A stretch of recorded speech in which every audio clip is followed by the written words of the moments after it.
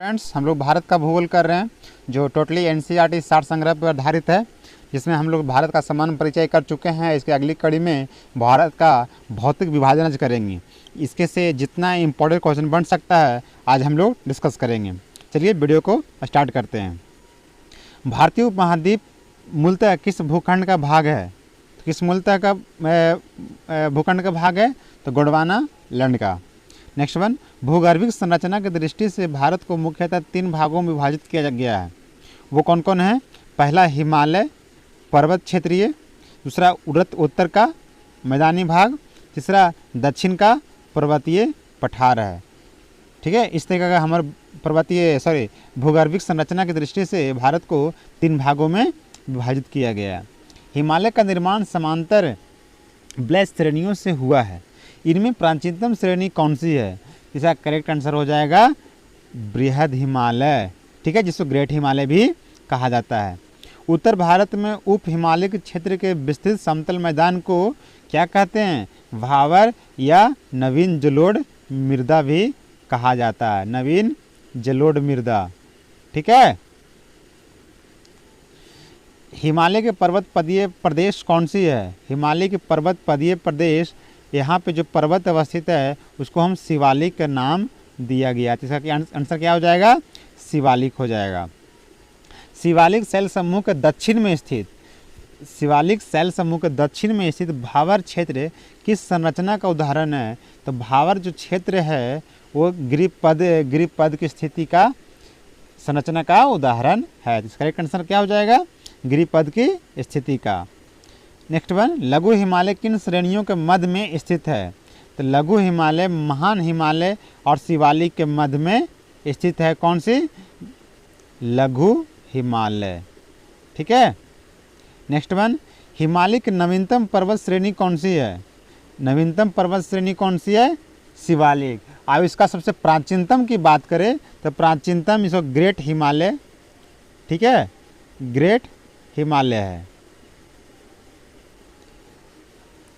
नर्मदा एवं ताप्ती नदियों के मध्य कौन सी पर्वत श्रेणी स्थित है? तो नर्मदा और ताप्ती के बीच में सतपुड़ा पर्वत श्रेणी स्थित है। नर्मदा और ताप्ती दो एक ऐसी नदियां हैं जो अरब सागर में गिरती है। कहाँ गिरती है? अरब सागर में गिरती है। ठीक है, अरब सागर में गिरती है।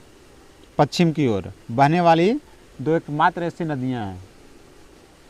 हिमालय की सबसे ऊंची पर्वत श्रेणी कौन सी है? हिमाद्री या बृहद हिमालय इसका करेक्ट आंसर हो जाएगा। नेक्स्ट वन, बृहद हिमालय की औसत ऊंचाई कितनी है? 6100 मीटर। पीर पंजाल श्रेणी किस राज्य में अवस्थित है?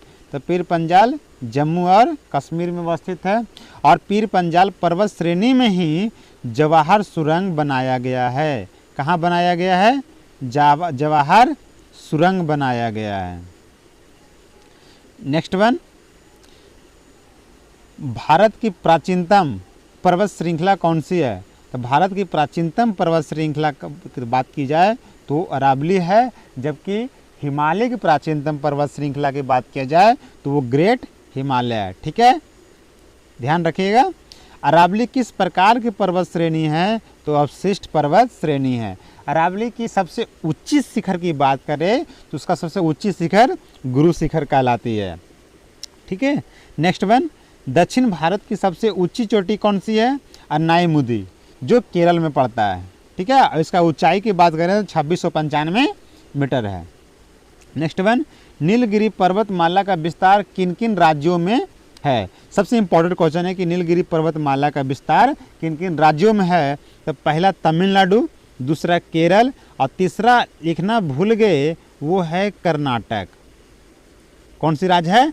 कर्नाटक। ठीक है, नीलगिरी पर्वतमाला तमिलनाडु, केरल और कर्नाटक राज्यों में स्थित है। एक नीलगिरी वन्यजीव अभयारण्य है।